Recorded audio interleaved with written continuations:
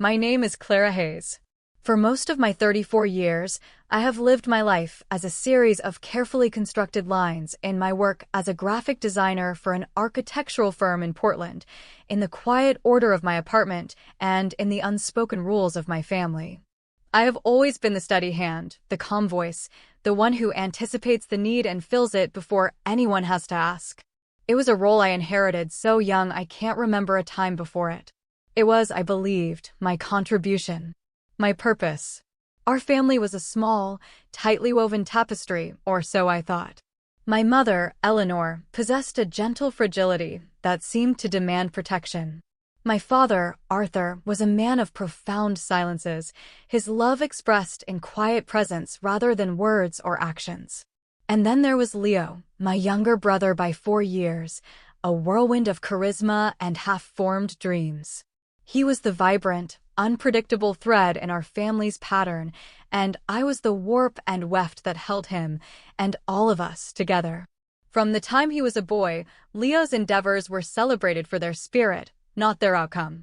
His failed lemonade stands, his abandoned college courses, the short-lived artisanal pickle business funded by my savings, all were framed by my parents as evidence of a creative soul finding its way.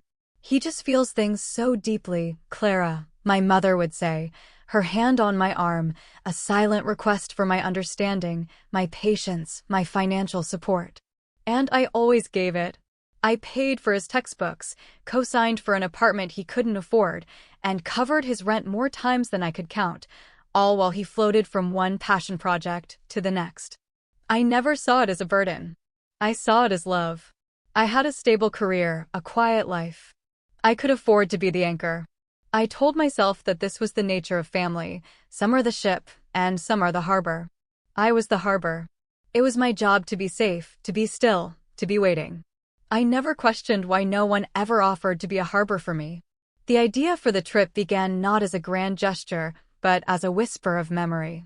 My parents were approaching their 40th wedding anniversary, and one evening, over a pot of tea at their house, the house I owned, my father spoke of their honeymoon. It was a rare crack in his usual reserve. "We took the train up the coast," he'd said, a faint smile touching his lips, "to a little town called Port Blossom. Stayed in a lodge on a cliff. You could hear the ocean from the bed." My mother had sighed, a soft, wistful sound.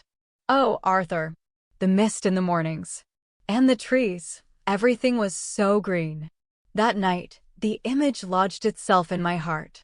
A train, the Oregon coast, the sound of the ocean. It felt like a way to give them back a piece of their own story, a piece of the magic that had come before the years of silent struggles and unfulfilled dreams. It was a way, I hoped, for them to see me not as their solution, but as their daughter. I began to plan. My work designing brochures for high-end properties had given me a meticulous eye for detail. I spent weeks researching, creating a small, private world for them. I booked 2 seats in a scenic dome car on the coastal Starlight, the same train line they had taken all those years ago. I found the very lodge they'd described, the Hemlock Point Lodge, its rustic cabins still perched on the cliffs overlooking the Pacific. I reserved their finest suite, the one with a stone fireplace and a private balcony facing the sea. I booked a table for 2 at a celebrated restaurant in town that sourced everything from local farms and fishermen, a place they would never have splurged on for themselves. I arranged for a bouquet of wildflowers and sea lavender to be waiting on their table. The entire package, including my own much simpler accommodations in a motel down the road and a coach class ticket for myself, came to just over $7,000. I used my bonus from a project I'd poured my soul into for 6 months, the one that had me working late nights and weekends. It felt right, turning the fruits of my responsibility into a gift of pure joy for them. I didn't tell them the details. I wanted it to be a surprise. I created a beautiful, hand-drawn itinerary on thick, cream-colored cardstock, with a little watercolor of the coastline at the top. It was to be a quiet trip. Just the 3 of us. A chance to reconnect, to breathe the same salt-laced air, to simply be together. Leo wasn't part of the original equation. He was living with his latest girlfriend, Sasha, an aspiring photographer and lifestyle influencer who documented their life in a series of artfully filtered photos. My mother had mentioned they were busy with one of Sasha's collaborations. I felt a quiet sense of relief. I loved my brother, but his presence often pulled all the energy in a room toward him, leaving little left for anyone else. I craved the quiet. The hope I carried was a fragile, tender thing. It wasn't that I needed a grand thank you. It was that I hoped this gesture, this carefully built vessel of love, would be enough to be truly seen. That for one weekend, I could be more than just reliable. I could be cherished. A week before we were set to leave, my phone chimed with a text from my mother. Sasha was saying how incredible the coastal light would be for her portfolio. Leo thinks it would be so much fun if they came along. Is there any way to make that work, dear? The question was so soft, so reasonable. But my heart sank. There was no offer to contribute, no acknowledgement of the planning or cost. Just a gentle expansion of the guest list, with the implicit understanding that I, Clara, the harbor, would simply expand to accommodate them. I stared at the screen, a familiar weariness settling in my bones. I could picture the conversation on their end, Leo's casual suggestion, Sasha's enthusiastic agreement, my mother's eagerness to please her son.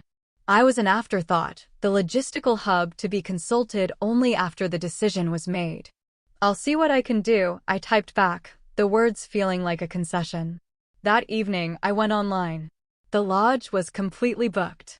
It took me 2 hours to find a tiny, overpriced room for them at a bed and breakfast a mile down the road. I called the train company. Our scenic car was full. The only way to add 2 more seats would be to move our entire party to a different car, a standard coach section without the panoramic windows. I told the agent to keep our original 3 seats. I would figure something out. I would find a way to make it work. I always did. I never heard another word about it from my family. The group chat went silent. A few days later, scrolling through my phone, I saw a picture Sasha had posted. It was a close-up of a new, expensive-looking camera lens. The caption read, "Gearing up for a very special coastal adventure. #NoLife, #Oregon Coast, #inspired." The photo was taken on the polished oak surface of my parents' dining table, in the house I paid the mortgage on. A cold knot formed in my stomach. I pushed it down. I was being too sensitive, I told myself. They wouldn't just leave me behind. The morning air at Portland's Union Station was cool and damp, carrying the scent of rain and diesel. The grand, echoing hall was filled with the low murmur of travelers, but I felt a sense of quiet anticipation. I held a paper cup of tea, its warmth a small comfort against the chill. Outside on the platform, the trees that lined the tracks were a deep, wet green, their leaves heavy with mist. It wasn't the fiery autumn of New England, but it was our autumn. The quiet, moody beauty of the Pacific Northwest. My parents' autumn. I found my parents near the boarding gate.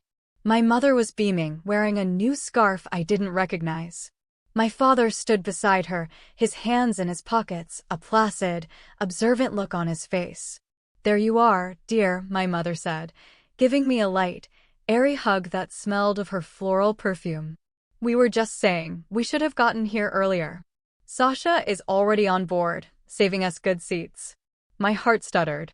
"Sasha is here?" "Oh yes," she said brightly. "Leo drove her up last night. They stayed at a friend's place nearby so they could get an early start, and she could get some shots of the station at sunrise." A feeling of unease, sharp and cold, began to prickle at the edges of my calm. "Right. I couldn't get you seats together in the scenic car, remember? I have our 3 tickets right here." I held up the printed confirmations. My mother's smile faltered for just a second. "Oh. Well, Leo handled it. He called the railway yesterday and sorted everything out. Said he managed to get 4 seats together. Such a go-getter, that boy." I looked from my mother's cheerful, oblivious face to my father's, which remained impassive. He met my gaze for a moment, then looked away, toward the train. He knew. In his silence, he knew. I approached the gate agent, a man with a tired expression. "Clara Hayes," I said, handing him my ticket. "For the Coastal Starlight." He scanned it. A small frown appeared between his eyebrows. He scanned it again. "Ma'am, this ticket has already been checked in and boarded." I'm sorry, that's not possible, I said, my voice sounding distant to my own ears. I'm Clara Hayes. This is my ticket. He turned the scanner screen toward me, as if the glowing red letters would explain everything. Checked in 20 minutes ago. Passenger is on the train. The knot in my stomach tightened into a dense, cold stone. My phone vibrated in my pocket. It was a text from Leo. Hey, so Sasha really needed a window seat for her photography, and there were only 4 together. We figured you wouldn't mind. You're not really into the whole crowded train thing anyway. Grab the next one. We'll see you in Port Blossom. I read the message once. Twice. The casual dismissal, the breezy assumption, the cheerful exclamation point at the end. You wouldn't mind. It wasn't a question. It was a statement of fact, a declaration of my own insignificance. I looked up from my phone. My parents were already walking down the ramp toward the train, my mother waving back at me with a small, distracted smile, as if I were a friend who had simply come to see them off. They didn't wait. They didn't look back. The train hissed, a final exhalation of steam, and began to pull away from the station. I saw a flash of them through the window, my mother, my father, Leo, and Sasha, all seated together. Sasha was holding her camera up, her face animated, pointing at something outside. They were a perfect little foursome. A family on a beautiful trip together. I didn't call out. I didn't reply to Leo's text. I just stood there on the platform, clutching my useless ticket and my now cold tea, watching the train I had paid for, the trip I had built from a whisper of memory, disappear around a bend, taking my family with it. Sasha had my seat. Sasha, who saw my family as a backdrop for her portfolio, had the seat I had booked for myself months ago. And I wasn't an afterthought. An afterthought implies you were thought of in the first place. I was the scaffolding they had used to build their perfect weekend, dismantled and left behind once it was no longer needed. I didn't cry. The pain was too deep, too quiet for tears. It was a hollowing out, a sudden, stark emptiness where hope used to be. I walked out of the station, my small suitcase rolling silently behind me, a testament to a journey that would not happen. Across the street, I found a small coffee shop and sat at a table by the window, watching the city wake up. I pulled out my phone, a kind of morbid curiosity guiding my fingers. Leo had already posted a photo to his Instagram story. It was a selfie of the 4 of them on the train, beaming. The caption read, "Anniversary surprise for the best parents in the world. Off to the coast. Hashtag family, hashtag adventure, hashtag making memories." Family. The word was a slap. This was the family they chose. This curated, photogenic version. And it didn't include me. I didn't go home. I couldn't bear the thought of my quiet, empty apartment.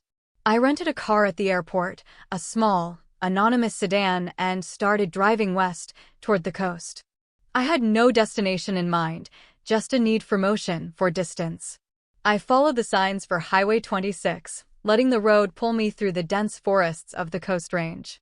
The sky was a blanket of soft gray, and a fine mist slicked the asphalt. I drove for hours, the rhythm of the windshield wipers a steady, hypnotic beat. I ended up in a small, quiet town called Manzanita, a place I'd only ever passed through. It was tucked between the mountains and the sea, hushed and windswept. I found a little motel with a vacancy sign, a collection of weathered cedar-shingled cabins. The room was simple, smelling of pine cleaner and damp salt air. It had a large window that looked out directly onto the churning, gray expanse of the Pacific Ocean. For 2 days, I lived in a state of suspended animation. I turned my phone off and left it in my suitcase. The silence was absolute. No texts trickled in. No missed calls from my mother asking where I was. Their silence was the most profound confirmation of all. They hadn't just forgotten me, they hadn't even noticed I was gone. I walked for miles along the deserted beach, the wind whipping my hair across my face and the cold spray of the surf soaking the cuffs of my jeans. I watched the waves crash and retreat, a relentless, powerful cycle of arrival and departure. I sat in a tiny bookstore for an entire afternoon, the smell of old paper a comforting balm, and read a book of poetry without retaining a single word. I bought a single, beautiful postcard of Haystack Rock shrouded in fog, but I didn't know who to send it to. I let the quiet seep into me, filling up the hollow spaces. For the first time in as long as I could remember, I wasn't anticipating anyone else's needs. I wasn't managing anyone else's emotions or cleaning up anyone else's mess. I wasn't the harbor.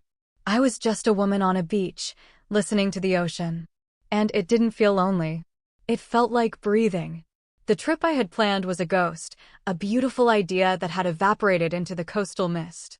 The family I thought I had, the one I had worked so hard to hold together, had shown me their true shape. And in that raw, windswept solitude, I began to understand that I had a choice to make, too. I returned to Portland on a Tuesday. The city felt muted, the sky the color of slate. My apartment was just as I'd left it, a sanctuary of quiet order that now felt less like a comfort and more like a waiting room. I dropped my overnight bag by the door, the unread book of poetry still inside. Force of habit led me to my laptop. I opened my social media, and there it was. Eleanor had uploaded an entire album of photos from their trip. There were dozens of them. My parents smiling arm in arm on the balcony of the lodge suite I had booked, Leo and Sasha laughing as they ran from a wave on the beach, a picture of the four of them toasting with glasses of wine. She had tagged Leo, Sasha, and even the Hemlock Point Lodge. She had not tagged me. Then I saw it. The photo that made my breath catch in my throat. It was of the anniversary dinner.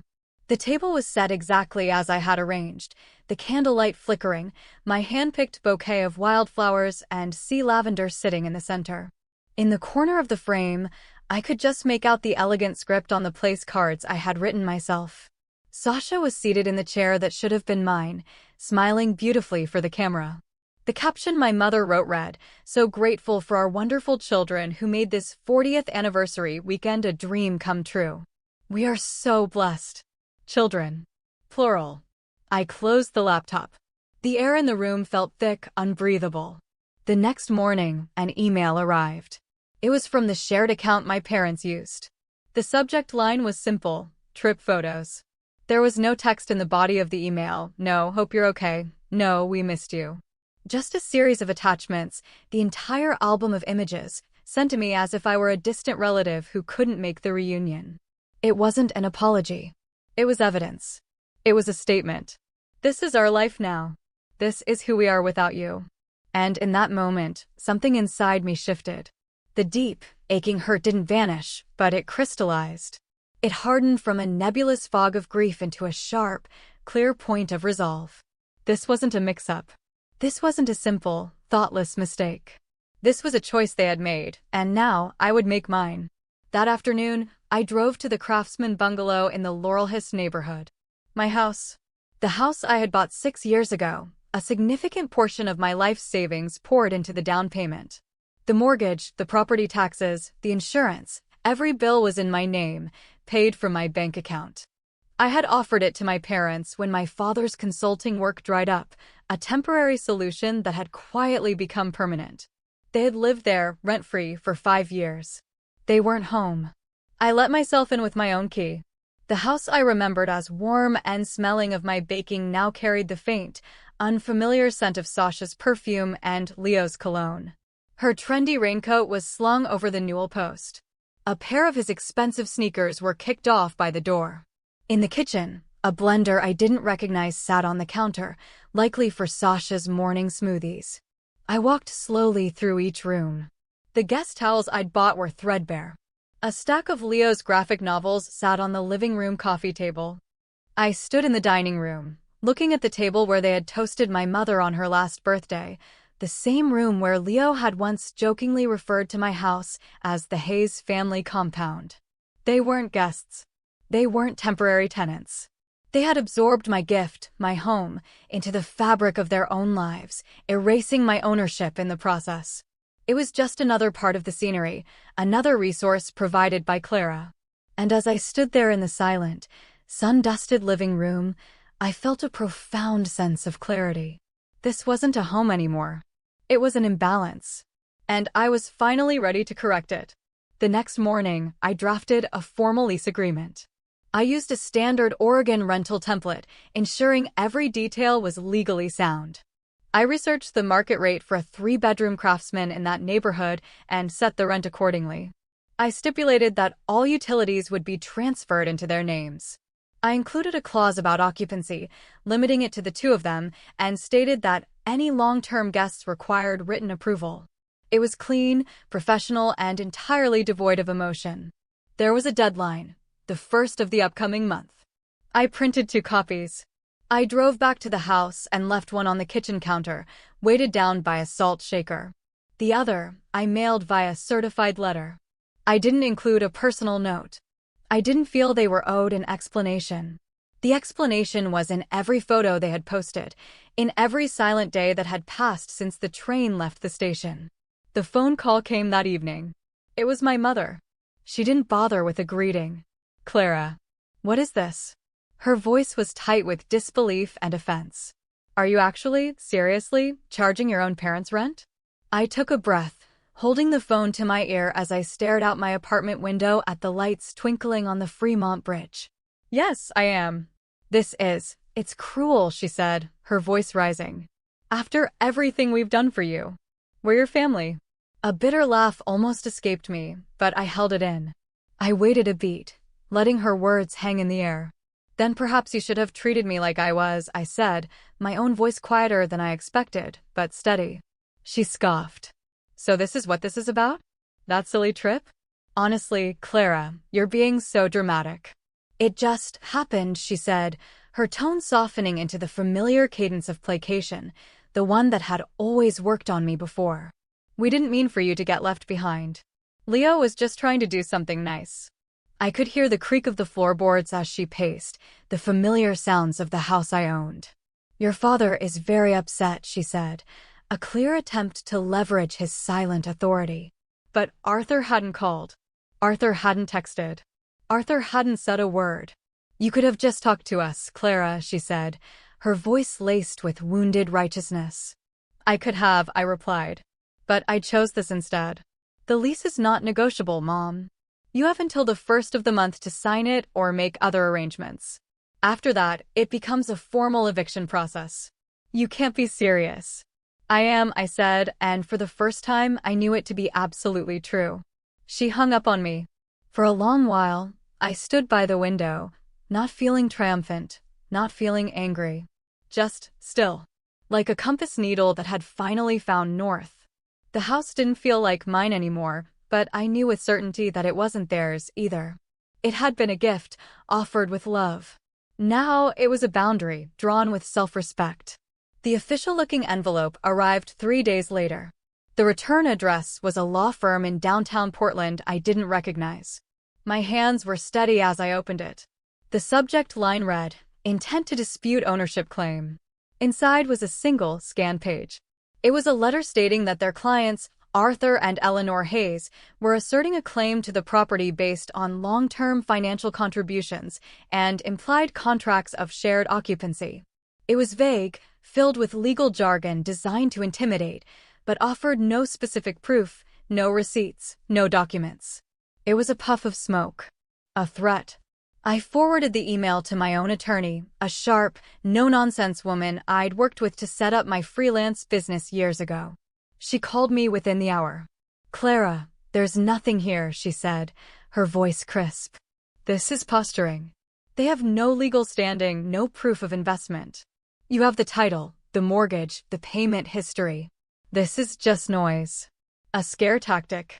But it wasn't just noise to me. It was the final, irrefutable confirmation. They weren't sorry for hurting me. They weren't ashamed of their actions. They were retaliating. They were willing to fight me, to try and legally take my home, rather than simply apologize for taking my seat on a train. The following evening, my doorbell rang. I wasn't expecting anyone. I looked through the peephole and saw my brother, Leo, standing on the welcome mat. He looked smaller than I remembered, deflated. His usual easy charm was gone, replaced by a kind of weary, unfocused anxiety. He was alone. I opened the door but didn't invite him in. He stood awkwardly on the threshold. "Sasha left," he said, his voice flat. He wouldn't meet my eyes, focusing instead on a crack in the pavement. Said she couldn't handle all this family drama. Said it was bad for her brand. A part of me, the old Clara, felt a familiar pang of sympathy, the instinct to soothe, to fix. I pushed it firmly away. I don't have anywhere to go, Clara, he added, finally looking up at me. His eyes were shadowed with exhaustion. Mom and Dad they're a mess. I can't stay there. He was waiting for the invitation. The one I had always given. Of course, Leo. The guest room is ready. The words that had been my refrain for over a decade. I looked at him, my brother, the boy I had protected and enabled for his entire life. And I knew that if I opened that door, if I let him cross that threshold, nothing would ever change. I'm not your safety net anymore, Leo, I said. My voice was gentle, but the words were made of steel. He looked down at his shoes again. A flicker of something, was it shame? Resentment? Crossing his face. I never meant for you to get hurt, he mumbled. It was the closest he would ever come to an apology. He didn't say he was sorry. He said he didn't mean to. There was a world of difference between the two. I didn't say anything at all. I just waited. After a long, silent moment, he turned and walked away. I closed the door, and for the first time, I locked it. My father never called. Not after the lease notice, not after the lawyer's letter, not even after Leo was turned away from my door. His silence, which I had once interpreted as gentle neutrality, now felt like the heaviest thing in the world. It wasn't peace, it was permission. It was the quiet, fertile ground in which my mother's demands and my brother's entitlement had been allowed to grow, unchecked, for decades. His inaction was its own form of action. It was consent. The day I had the final 30-day notice to vacate delivered by a process server, I saw him. He was in the front yard of the house, watering the rose bushes my mother loved. He looked up as the server walked back to his car, and his eyes met mine from across the street. He took a few steps toward the sidewalk. "You don't have to do this, Clara," he said. His voice was quiet, almost a whisper, but it carried across the still afternoon air. It was the first thing he had said to me in weeks. I looked directly at him, at this man whose love I had always craved and never fully understood. "I do," I said, my own voice just as quiet. "I have to." He held my gaze for a moment longer, then his face went blank. He turned away without another word and aimed the gentle stream of the hose back at the blooming roses, as if our entire exchange had been a figment of the afternoon light. 3 weeks later, the house was empty. I moved into a small loft apartment in the Pearl District with high ceilings, exposed brick walls, and tall, arching windows that flooded the space with the soft, gray Portland light. It was just enough space for me, my drafting table, and my newfound quiet. There were no footsteps overhead, no doors slamming, no voices asking me for something I didn't have to give. I bought a second-hand velvet couch in a deep teal, a proper electric kettle for my tea, and a beautifully designed floor lamp that I'd wanted for years, but had never felt justified in buying for myself. The air smelled of dust and fresh paint and possibility. I opened the windows wide and let the city sounds drift in. For the first time in my life, I wasn't waiting for my phone to buzz with a new crisis. No group chats requesting money for a can't-miss opportunity. No guilt-soaked texts from my mother disguised as concern. Just quiet mornings with a sketchbook and a cup of tea, and long evenings that belonged only to me. Brian hasn't texted since that last night on the porch. Tiffany deleted our photos, unfollowed the whole family. And my parents, well, they've gone quiet too. Mom tried one last time, a message with no greeting. "We miss who you used to be." I replied, "You miss the version of me who never said no." "She's gone." There was no answer after that. Sometimes I walk past the park near the train station and sit on a bench, the same area where I stood that misty morning. I don't replay the scene in my mind anymore. I just sit and watch the trains come and go, feeling the solid wood of the bench beneath me. That's what peace feels like. Not a loud celebration, not a bitter revenge. Just the profound, healing absence of noise. I used to think saying no would make me heartless. Now I know it made me whole. Last week I booked a train to Maine. No itinerary, no group chat, no anniversary dinner to coordinate. Just me, a window seat, and a quiet town with a bookstore I've always wanted to visit. I didn't ask anyone's permission. Didn't check anyone's calendar. Didn't offer to bring souvenirs. I packed light. One bag, a notebook, and a sweater that still smells faintly of cedar. At the station, I paused before boarding, just for a second, and let myself remember that morning in Vermont. The sting was gone. All that remained was clarity. I am not their fixer, not their fallback, not their foundation. I am not their plan B. I am my own beginning. There's a sticky note on my new bathroom mirror.